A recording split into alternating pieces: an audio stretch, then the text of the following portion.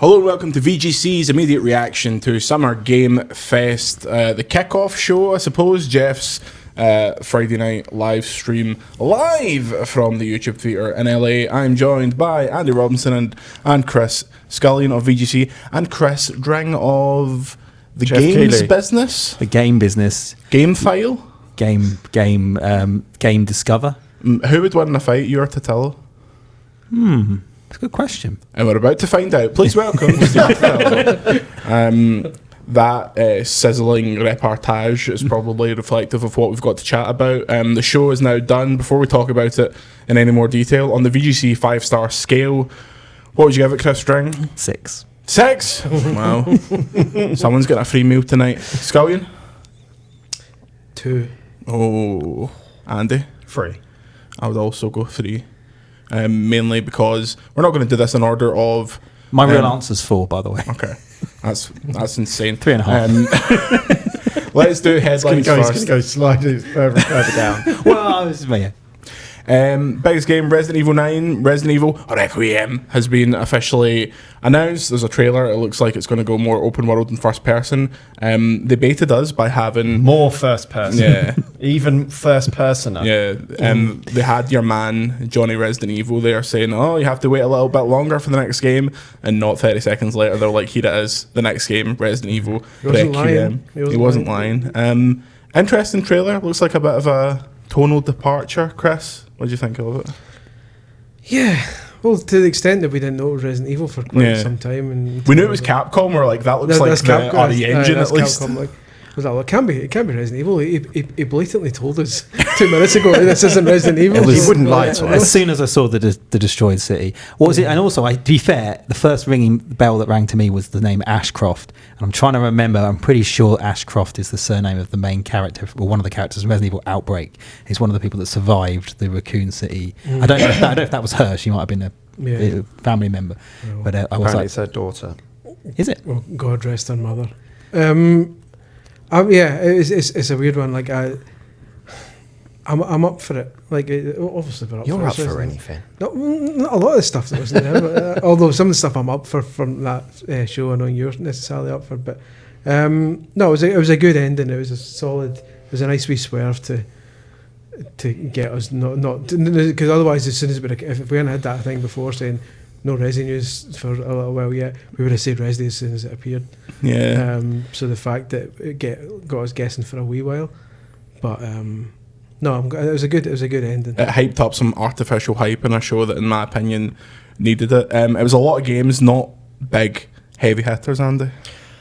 Yeah, I would say overall it was missing a lot of... It didn't have many highs, right? It was missing the big highs, the big surprises. However, I think a lot of the criticism that comes to these shows is about how they're sometimes purely curated, you know, like especially the Gamescom ones where I get the impression that they kind of have to include whoever's there. You get a lot of samey games. I mean, I've sat in some of these and it's just like identikit, like looking games, back to back. And this, I don't think this was that. If you look at the list of the games that were announced, there's a lot of good stuff there, and it's quite a like a wide spread of types of games. It's just those big you know kind of hitters. I mean, obviously Resident Evil 9 is the standout, but that's almost like you there's not much, you know, kind of Jeff and his team can do about that, right? You can only work with what's in the market, what's ready to be shown, what's they're prepared to, you know, work with you on, especially when this show is coming in between one of the best state of plays in a long time. Yeah. And then, you know, State of Play Part 2 on Sunday, which is the Xbox showcase. I think we're being bullies to Xbox at this point, but yeah, the Xbox showcase is, I reckon it's going to be really good. But there's only so much left, right? When he's also got 3 shows to fill. Are like, you know, absorbing everything. There's almost certainly going to be a Nintendo Direct, you know, at some point as well. That's hoovering stuff up.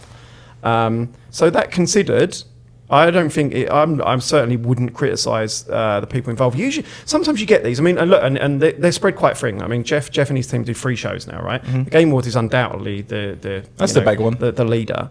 And a lot of the time in the past, they have been fairly criticised for, their curation, for being perceived to be kind of out of touch in how they things they address, things they don't address. But I haven't really got any criticisms for how they presented the show. I thought it was snappy. I thought the choice of games for what they had was pretty well spread out, pretty well used. It just didn't really have that excitement, did it? Drango? The thing with these events is that even E3s, right? We think about how we miss E3, and what we're talking about here is we miss the days when Ubisoft, EA, Activision, Sega, Capcom had 4, 5, 6 big games in the next year or 2 years, and they had the ability to go to these things and showcase loads of it. Ultimately, that's not the case anymore. A lot of those teams have either focusing on games that take 5 years to make. Some of them have left and formed new teams, and that's half the stuff we saw up there, right? It was actually from quite experienced game developers working on a company we don't recognise the name of, on a game that's a new IP. There was a lot of new IP, a lot of new ideas, and some of those games will be next year's Helldivers 2 or Power World or Expedition 33s. These games that actually, they looked good, they looked interesting, but they didn't excite us because they weren't that brand name. And I think that's the thing that's quite difficult. It's quite difficult to know what's exciting. I always struggle with these events. Obviously, Jeff's amazing and brilliant, and it's so incredible, and I love Jeff but I do struggle with these events because there's so much stuff there that's not for me. I watch a Nintendo Direct, and I can guarantee you about 70% of that stuff's going to be for me, or even 50% would be great.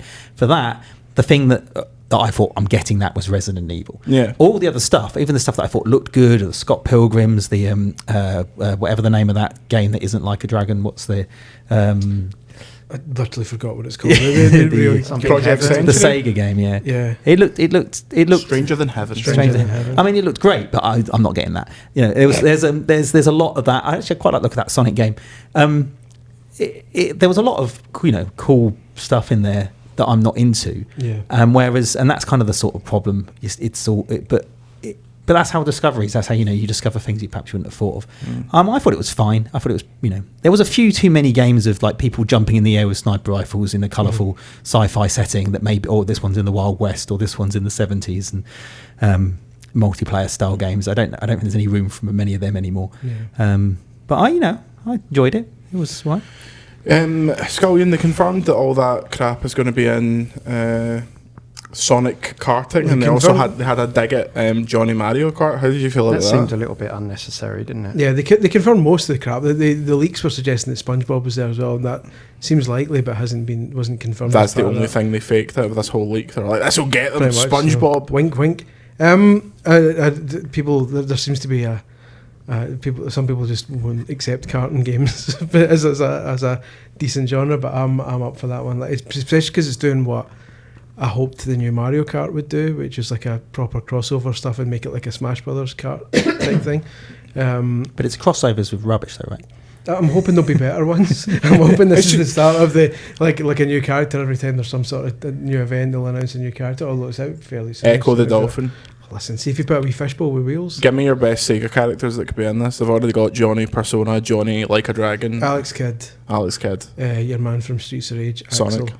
Think I'll put Sonic in it. Sonic the Hedgehog. Yeah. Billy Hatcher. Billy Hatcher would be a good one. These are all so rubbish. Johnny Lost Planet. Was that Capcom? I don't know. It's all the same shit, isn't it? Fire in everyone who was in the last ones. Andy Robinson. Danica Patrick. Yeah. The characters from Football Manager. Ronaldinho. Oh, the Football Manager was in the last one, the PC version. Did you see that? Was it? The PC version of Sonic All-Stars Transformed had some Yogscast people in it. Jesus. A guy from Shogun Total War. This is all PC exclusive characters and Football Manager. And it's just a guy in a suit. He's with the head driving a big cut football. off. Driving a big football, yeah. It's brilliant. Andy Kojima was there. He showed... Was he? He was. Your wife was there. Yeah. What? Heido. He showed off a trailer for a clip from Death Stranding 2, which, based on the pre-release footage of Death Stranding 2, seems a little bit strange for a hype game show. Yeah, it was a little bit self-indulgent, that clip. I know Hideo Kojima doesn't usually do self-indulgent things. It didn't exactly sell the game, did it? Because I know from when I was over there a couple of weeks ago that he says that's this scene. Those two characters, Neil and Lucy, Neil is like the Mads Mikkelsen character in this game, like it seems to be the antagonist. He said they're in a scene that he's most proud of out of the whole game.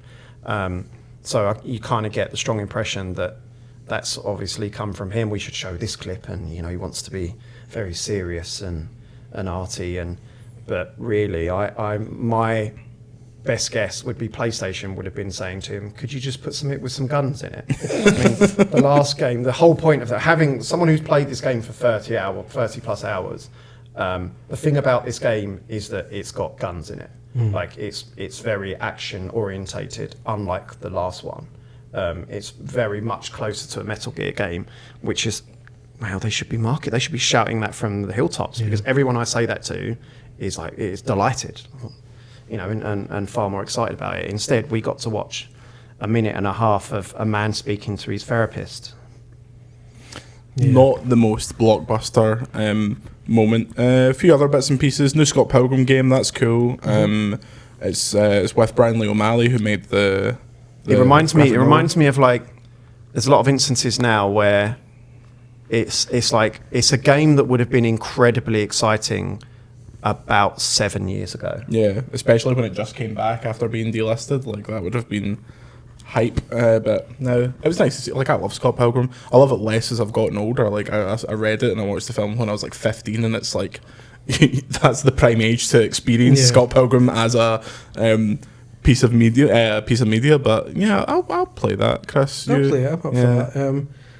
I'm maybe being a bit harsh on my 2, because when I think about it, there was other bits and pieces there. I was like Jurassic World Evolution 3. Mine's a very light 3, to be fair. Like, it is. If it wasn't for Resi, I'd be floating in the 2 mines with you. We now cut to the IO section. So follow along with us. There was a Mind's Eye trailer, which will feature Agent 47 from Hitman, the Baldy Man. Finally. And then there was a Hitman World of Assassination trailer, which will now feature Mads Mikkelsen playing Le Sharif, his character from James Bond Casino Royale. So Hitman's in James Bond and James Bond's in Hitman. Yes, and if you play the Mads Mikkelsen mission, you get something in James Bond and James Bond. Which is confirmed to be a suit. It's a suit. Press release, you get a suit unlocked to then James Bond can wear whatever this suit is. This is what they should be doing, though, right? This is how you should. They've got this little IO interactive sort of create. One on how they're going to do the crossover of the fantasy RPG. Like the lead character in Mind's Eye is going to turn up as an orc, get his neck snapped by Hitman. Dringo, what do I get in Mind's Eye for playing James Bond? Nah. the satisfaction that you're now playing a better game. I bet you get Le Chiffre's eye. Yeah, you get Mads Mikkelsen's. You get the chance. You get the chance to make. Actually, that sounds good. That sounds too good. That's like a James Bond level, wasn't it? Yeah. Mind's Eye's out in like a couple of days. What's going on with that? It's out on the 10th of June. This game seems like they have poured a lot of money into it, and it's getting a lot of press. But obviously, those previews recently didn't seem too hot, which is weird because when you saw it earlier, Chris, and when other people saw it, they're like, "Oh, this looks kind of cool." So the whiplash to the previews being like, "This is gash," was it looked cool in the context of we'd just been shown everywhere for the first time, and at the time it was like, "Oh, here's a big, basically like a grown-up Fortnite." It looked like at the time, and the gimmick at the time was, but you could make your own things, and then literally like a day later, Fortnite opened up the kind of Epic tools, and they said you can make your own Fortnite stuff, and that kind of killed that momentum. But as part of that, Mind's Eye was supposed to be a part of everywhere. Like everywhere had this plaza, and you could go into one plaza that was like a theatre, and you could go in there and play new experiences, and Mind's Eye was going to be one of those. And the gimmick was supposed to be, once you beat Mind's Eye, you get all the assets from that to use in everywhere. But now they've changed it so that Mind's Eye is the main thing. And the assets from that can still be used in a creation suite, which was originally for everywhere, but is now in Mind's Eye. It just sounds to me like they've reversed it, though. So does, rather than going, okay, here's a big, expansive thing, and you get to... And that's the thing with Mind's Eye. Like, I don't know... that's what I find really strange about how this is promoted. The first thing they showed was like a clip of a driving thing, which looked super generic and a bit PS3. Yeah. And then they showed the second trailer, which... again, didn't change that necessarily, but did look better. And then they showed the UGC stuff, which looked nice and simple and sort of, well, that might be all right. And then that trailer, I think, was the best one of the lot. But they've gone backwards. So they started with the worst thing. They set the expectations in a bad way. But it's one of those things. It's one of those games where it'll do well. It could do well if it finds a small audience of people just willing to give it a go, and it turns out that actually the UGC stuff's pretty good. And you might find a small audience, and they can build a community from there. But yeah, the mood and the discussion and the stories coming out from it are they've got some convincing to do, I think, is a kind way to say it. But it's IO Interactive's first.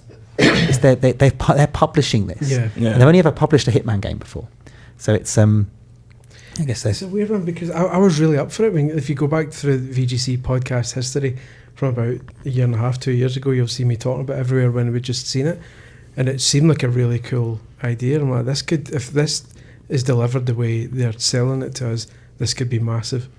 And just it seems to have done a complete 180, and it's like almost to the point where they seem to be stuck in that position where people are just desperate to hate it. Even people who haven't played it yet are waiting for it to come out and waiting for all the bugs to come out so they can all jump on it. It feels like it's doomed. Yeah, already. It's an unfortunate story. I don't know. It might not be. It may have a happy ending. That game was a user-generated content platform before that was a trend. It was a metaverse before people were using the term metaverse all over the place. Yeah. But it's taken so long to make and so long to build, and they've got 450 staff. Like I think they've got 3 offices. Like it's a big AAA studio. It's just there's pressure on it. Yeah. Before we wrap up, the guy came out for Splitgate. Did either of you notice what was on his hat? No. Because this has come out since then. He was wearing a hat that said, "Make FPS great again." I wasn't sure that FPS wasn't that good. A MAGA hat joke while everything is going on in the current United States. Perhaps not the best. Not ideal. Not the best move for a game that. Got people talking though, more than the game did. Oh yeah, everyone's saying, "Look at this dick." That's a trend though. That happens in a lot of different. I saw on Pride, everyone was wearing the "Make America Gay Again" kind of stuff, and there's a "Make Rangers Great Again" hat that's really put me the wrong way. So that's really besmirched the great legacy of red hats. We have some feedback from the VGC Massive on the poll right now. 2 stars is the leading vote for the score. Thanks very much. People were not super happy with it, followed by 3 stars. People are saying that had some things, this is Airsats, had some things, but the pacing was terrible, too much blended together. And Troubled Goat says, was that a preview of upcoming games or upcoming studio closures? Don't you think there was more blockbusters there, though, than there was at Sony's one? No. There's an actual big, not just cool stuff that we like is in games that we like. That's what I mean, is that it is like, it was the highs that it's missing, is that there was stuff in Sony's that was really exciting, really surprising, like Lumines and the Arxis game. And but Lumines and Grasshoppers, that was all interesting stuff, but those games as... Oh, of course, exactly, yeah. No, I see where you're coming from, absolutely. But we watch it for entertainment, right? It's not like... We're not... most people are not looking at it from a business perspective. They want to be wowed. I know. What I'm talking about is from a surprise point of view, is that if you've got Resident Evil, surely you want to be in PlayStation's event. Nothing wrong with Jeff, but Jeff's event is the third in the... Yeah, I know. I totally agree. You pick Sony and Chris, Xbox. No one would want to be in Jeff's event. Yeah. No, but it's you start, like, if you look, there's so many different announcement events, right? And if you've got a game, you want to get into Xbox and PlayStation's one. For starters, you get into them for free. And then they're the ones that have the biggest audience. Nintendo's one as well, assuming that's coming. And then Jeff's is the top of the sort of more broad platform agnostic ones. They get PC games. He seems to have a good relationship with Capcom at the moment, right? I mean, but even Sega, there was 2 big Sega games in there. Okami, the last one. I can't think if they had anything beyond that run. Oh, there's a Street Fighter. I think they had Street Fighter 6 at one point, I think. There's Street Fighter 6 at this. We did. I thought we had Kenny Omega in it. Anyway, we're waffling. We will be back for reactions to Xbox and some other stuff. We'll have interviews all weekend, podcast guests, etc.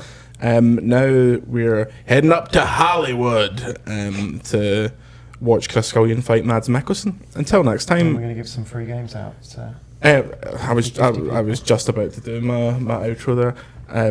We have a gift drive going on patreon.com/video games chronicle. If you gift 10 subs of any tier, you get a free game, and there's some good games, not some crap. It's also a great time as any to thank our wonderful season ticket holders.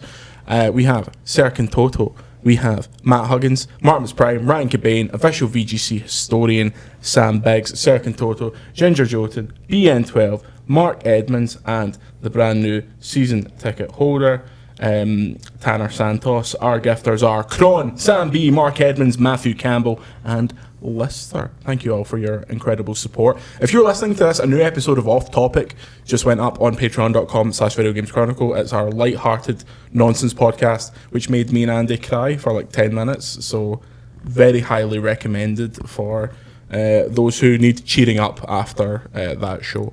Until next time, say goodbye, Dringo. Goodbye, Dringo. Say goodbye, Chris. Bye, Chris. Say goodbye, Andy. Goodbye, Dringo. And we'll see you next time.